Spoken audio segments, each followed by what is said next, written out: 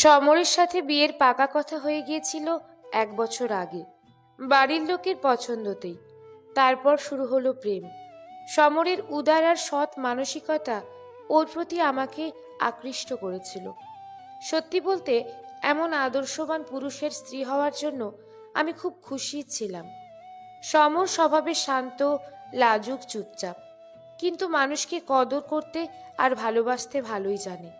1 বছর সময়টাও নিয়েছিল চাকরির বদলি নেওয়ার জন্য, আর শহরে নতুন ফ্ল্যাট কিনে সেখানে নতুন সংসার পাতার আয়োজন করার জন্য। রোজ কথা হতো আমাদের, বেশ ভালোই কাটছিল দিনগুলো। বিয়ের দিনটাও আস্তে আস্তে এগিয়ে আসছিল। মনে মনে ওর স্ত্রী হিসেবে নিজেকে প্রস্তুত করছিলাম। বিয়ের তখন আর মাস চারেক বাকি। জমিয়ে কেনাকাটা করছি মা, কাকিমা, বৌদিদের সাথে। এরকম কয়েকদিন গাড়ি করে ফেরার পথে ঘটে গেল মারাত্মক দুর্ঘটনা। লরির ধাক্কায় আমাদের গাড়িটা দূরে ছিটকে পড়ল। প্রাণে বেঁচে গেল সবাই, কিন্তু গুরুতর আহত হলো প্রত্যেকে। সবচেয়ে বেশি আহত হলাম আমি। হাসপাতালে ভর্তির অনেক পরে আমার জ্ঞান ফিরল। বিভিন্ন জায়গায় চোট, হাঁটা চলার ক্ষমতা নেই। কিন্তু তারপর ডাক্তারবাবুর মুখে একটা দুঃসংবাদ শুনে চমকে উঠলাম আমি যে চিরকালের জন্য মা হওয়ার ক্ষমতা হারিয়েছি। পাগলের মতো কান্নাকাটি শুরু করলাম আমি। বাড়ির প্রত্যেকটি মানুষের মনে দুশ্চিন্তা। এর মধ্যে ছুটি নিয়ে সমরের আস্তে আস্তে 2 দিন কেটে গেল। হবু শ্বশুর বাড়ির লোকজন এসেছিল, কিন্তু তাদের জানানো হয়নি কিছুই। শরীরের বিভিন্ন জায়গায় ব্যান্ডেজ আর মানসিক যন্ত্রণা নিয়ে বাড়ি ফিরলাম। উঠে বসার শক্তি নেই আমার। ভীষণ ভয় হচ্ছে। এতদিনে তো সমরকে আমি অনেক ভালোবেসে ফেলেছি। বাড়িতে আলোচনা চলছে, এসব শুনলে কেউ বিয়ে করবে না আমায়, এমনটা। কেউ কেউ বলল জানানোর দরকার নেই। না, তাহলে তো ঠকানো হবে। আমি তাকে কিছুতেই ঠকাতে পারবো না। সমর এলো, ওকে পাঠানো হলো আমার ঘরে। ওর হাতে দেখলাম এক গাদা ফল, খাবার আর আমার প্রিয় গোলাপ। ওকে দেখতেই আমি চোখের জল আর রাখতে পারলাম না। ও বলল, পাগলি কোথাকার, কাঁদছো কেন? ফ্লাইটের টিকিট পেলাম না, ট্রেনে আসতে গিয়ে দেরি হয়ে গেল, তার জন্য অভিমান হয়েছে বুঝি? আমি মাথা নেড়ে না সেটা জানালাম। ও চোখের জল মুছিয়ে দিয়ে বলল, খুব তাড়াতাড়ি ভালো হয়ে যাবে তো তুমি, তারপর আমরা নতুন করে সংসার সাজাবো। আমি কান্না ভেজা গলায় বললাম, তুমি অন্য কাউকে বিয়ে করো, আমি তোমাকে বিয়ে করতে পারবো না। ও হতবাক হয়ে কারণ জিজ্ঞেস করলো। সব বললাম ওকে। সব শুনে ও কিছু সময় চুপ করে থাকলো। তারপরও কিন্তু আমাকে ফেলে চলে গেল না। বিয়ে না করার কথা কিছুই বলল না। উল্টে মাথায় হাত বুলিয়ে বলল, এ জগতে কত বাচ্চা আছে যাদের মা নেই, তুমি তো তাদের মা হতে পারো। তারপর বলল, এই দেখো সারদা মা, উনি তো আমাদের সবার মা, ওনার কিন্তু গর্ভজাত সন্তান নেই। তুমি হয়তো ওনার মতো জগতের মা হতে পারবে না, কিন্তু একজন মাতৃহীন বাচ্চার মা তো হতেই পারো। ওর কথা শুনে আশ্চর্য হলাম আমি। শ্রদ্ধায় মাথা নোয়াতে ইচ্ছে হলো আমার। কত মেয়ে শুধু মা না হতে পারার জন্য কত পুরুষের কাছে অবহেলিত, আর একজন পুরুষই কিনা সব জেনেই স্ত্রী হিসেবে গ্রহণ করতে চাইছে আমায়। তারপর শুরু হলো আর এক অশান্তি। সমর সব জেনে আমাকে বিয়ে করতে চাইলেও ওর বাড়ির লোক মানতে চাইল না। অনেক বোঝানোর পর কোনো মতে রাজি হলো ওর পরিবার। বিয়েটা হয়ে গেল আমাদের। আমি সমরকে বলেছিলাম ভেবে সিদ্ধান্ত নিতে, কিন্তু ওর মুখে এক কথা, সন্তান জন্ম না দিতে পারলে কি মা হওয়া যায় না? আমাদের নতুন ফ্ল্যাটে সংসার সাজালাম আমরা। শ্বশুরমশাই শাশুড়ি মাকে অনেক অনুরোধ করলেও ওনারা থেকে গেলেন ওনাদের বড় ছেলের সাথে গ্রামের বাড়িতে। বললেন মাঝে মধ্যে আসবেন আমাদের কাছে। সমরের সোহাগ, ভালোবাসায় আর আনন্দে দিন কাটতে লাগলো আমাদের। 2 বছর পর আমরা ঠিক করলাম একটা সন্তান দত্তক নেওয়ার কথা। শহরের এক অনাথ আশ্রমে গেলাম আমরা।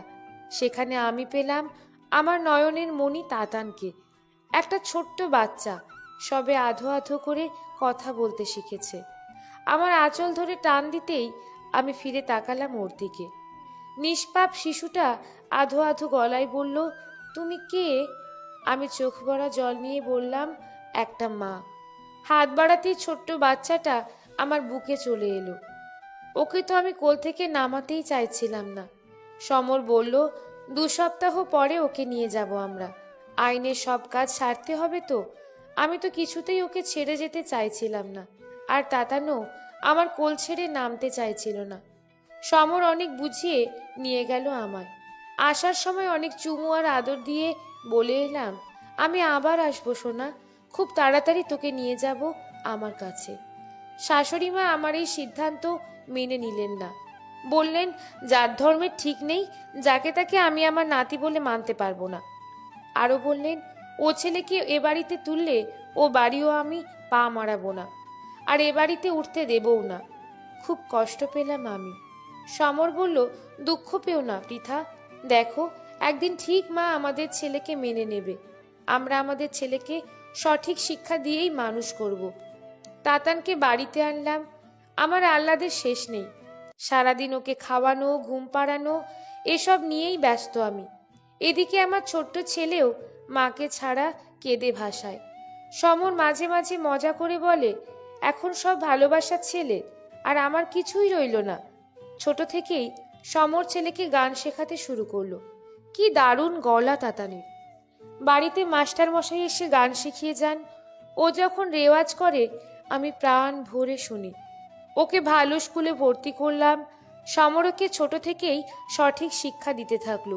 গুরুজোর বাড়িতে এলে প্রণাম করা, সবাইকে সম্মান করা, এসব।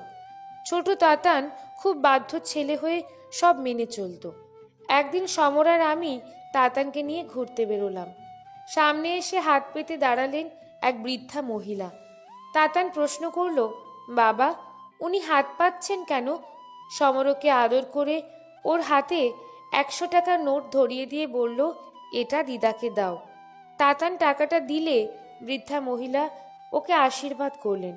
সমরকে বলতে লাগলো, কেউ তোমার কাছে সাহায্য চাইলে সবসময় চেষ্টা করবে সাধ্যমতো সাহায্য করার।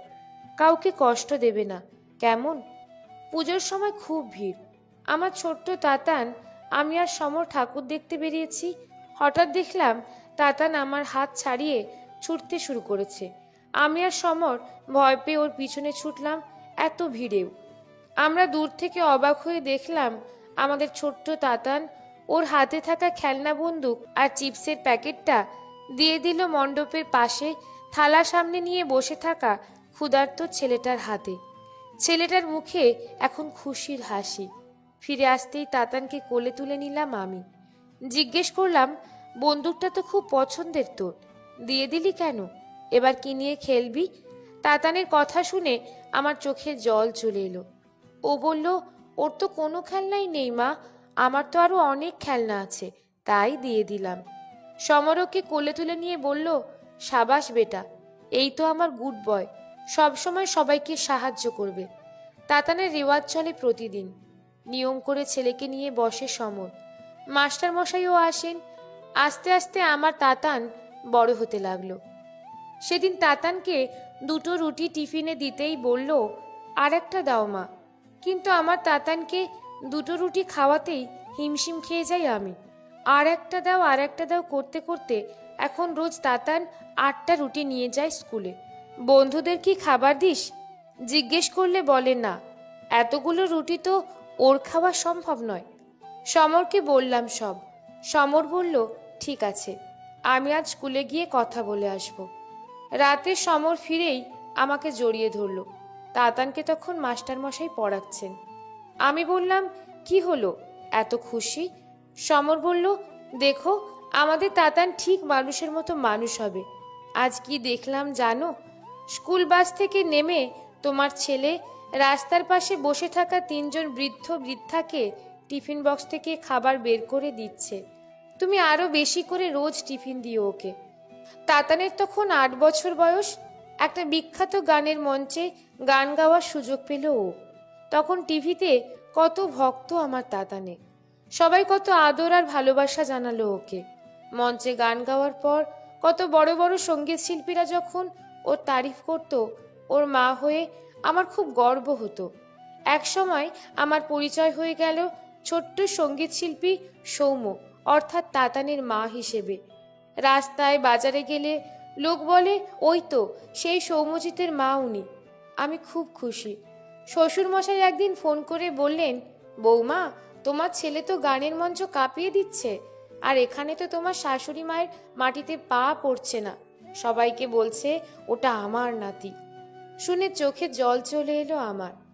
যথারীতি সেরা সেরা সম্মান পেয়ে পরিচিতি পেল আমার তাতান। এইভাবে আস্তে আস্তে আমার তাতান অনেক বড় হয়ে গেল, চাকরি পেল। শাশুড়ি মা জীবনের শেষ দিনগুলো আমাদের সাথে কাটিয়েছেন, আর তাতানকে অনেক আদর দিয়ে গেছেন। একদিন রাতে তাতান আমাকে আর ওর বাবাকে ডেকে বলল, বাবা, আমি কিছু কথা তোমাদের জানাতে চাই। তাতান বলল, বাবা, আমার এক বান্ধবীকে আমি মনে মনে পছন্দ করতাম, কিন্তু কখনো বলতে পারিনি। একটা খারাপ ছেলের পাল্লায় পড়ে সে সন্তান সম্ভবা। ছেলেটা ওকে ফেলে পালিয়েছে সব অস্বীকার করে।